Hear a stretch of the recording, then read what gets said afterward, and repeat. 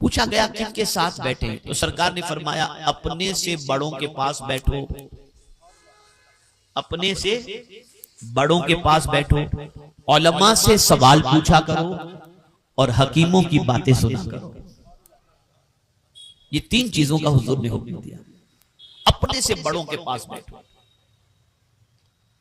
बड़ों के पास बैठोगे तो सोच बड़ी बड़ी, बड़ों के पास बैठोगे तो तजर्बा मिलेगा, बड़ों के पास बैठोगे तो तरक्की की राहें समझ में आएंगी, उलमा से सवाल पूछोगे इल्म में इजाफा होगा, और हिकमत भरी बातें सुनोगे हकीमों से तो तुम्हारी रूह में ताजगी पैदा होगी और तुम्हारा दिमाग रोशन होगा।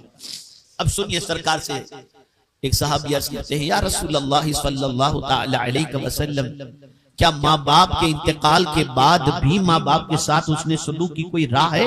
अब सरकार ने क्या फरमाया उसे सुने। मेरे आका सल्लल्लाहु अलैहि वसल्लम ने इरशाद फरमाया, हाँ, उनके लिए रहमत की दुआ करो। पहली बात क्या फरमाई?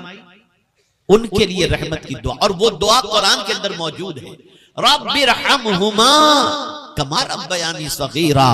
ए अल्लाह, हमारे माँ बाप पर उसी तरीके से रहम फरमा जिस तरीके से बचपने में उन्होंने हम पर रहम फरमाया था। जिस तरह से मैं तो खुदा की कसम कभी सोचता हूं तो अक्ल दंग रह जाती है। दो दौर देख लीजिए आप, एक बाप है और एक बेटा है, एक मां है, एक बेटा है। बेटा परेशान है, उसकी सिचुएशन ऐसी है कि बचपने ही में डॉक्टर ने कह दिया कि लाइलाज है ये, इसको ऐसी बीमारी लग चुकी है। लेकिन बाप अपने बच्चे को जिंदा देखने के लिए हर तरीके की कोशिश कर बैठेगा।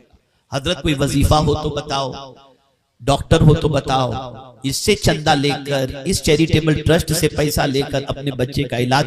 कोई भी माँ बाप मुझे आज तक ऐसे नहीं मिले जो किसी बुजुर्ग के पास ये दुआ कराने के लिए गए हो कि दुआ करें कि मेरे बेटे को अल्लाह ताला आसानियत कर दे, आसानी उसके लिए पैदा फरमा दे और वो इस दुनिया से चला जाए। ना, कितना ही खतरनाक मर्द से क्यों ना हो, बाप हर हाल के अंदर अपने बेटे को जिंदा देखना चाहता है।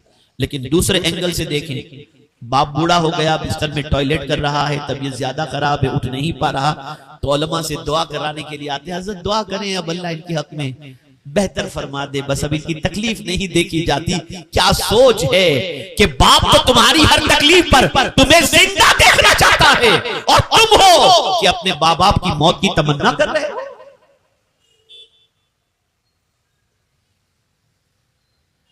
जिस माह रमजानुल मुबारक के अंदर अल्लाह रब्बुल इज्जत जल्ल जलालुहु रहमत के दरवाजे, मगफिरत के दरवाजे, जन्नत के दरवाजे सब खोल देता है, उस मुकद्दस महीने के अंदर भी हजरत जिब्रील अमीन की दुआ पर हुजूर सल्लल्लाहु अलैहि वसल्लम ने आमीन फरमाया। सरकार मिंबर पर तशरीफ रखे तो जिब्रील अमीन ने दुआ की, ए अल्लाह, जो शख्स अपने माँ बाप को बुढ़ापे में पाए और माँ बाप की खिदमत करके जन्नत हासिल न कर सके वो हलाक हो, तो हुजूर ने फरमाया आमीन। आप क्या समझते हो बूढ़े माँ बाप की खिदमत क्या है?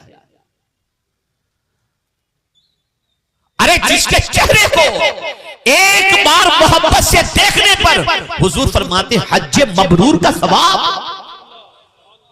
अगर किसी ने अपनी मां के चेहरे को या अपने बाप के चेहरे को एक बार मोहब्बत से देख लिया तो एक बार के देखने पर अल्लाह उसे हज्जे मबरूर का सवाब अता फरमाता है, और बार बार देखो तो बार बार हज्जे मबरूर का सवाब। अब मैं उन लोगों से कहूंगा जो लोग अपने माँ बाप को बूढ़ा देख करके कहते हैं ये तो खिसक गई है इनकी, ये तो टोकते रहते हैं, ये तो बड़बड़ करते रहते हैं, न करो ऐसा, न कहो ऐसा, एहतराम करो उनका। इतना तो कहना बहुत बड़ी बात हो गई कि खिसक गई है, बुढ़ो है, ये तो बहुत बड़ी बात हो गई। कुरान कहता है वला तकुल लहुमा उफ, उन्हें उफ भी न कहो, उफ भी न कहो।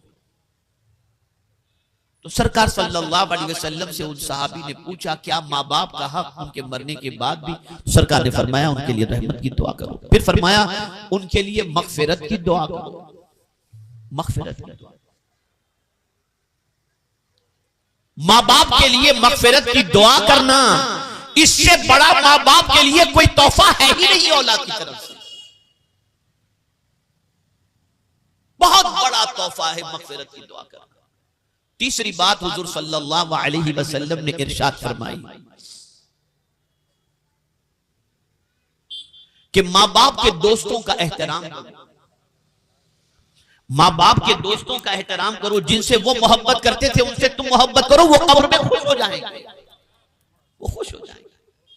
माँ बाप के दोस्तों का एहतराम करो। चौथी चीज हुजूर सल्लल्लाहु अलैहि वसल्लम ने फरमाई माँ बाप के रिश्तेदारों के साथ रिश्ता जोड़ के रखो, इससे तुम्हारे माँ बाप खुश होंगे।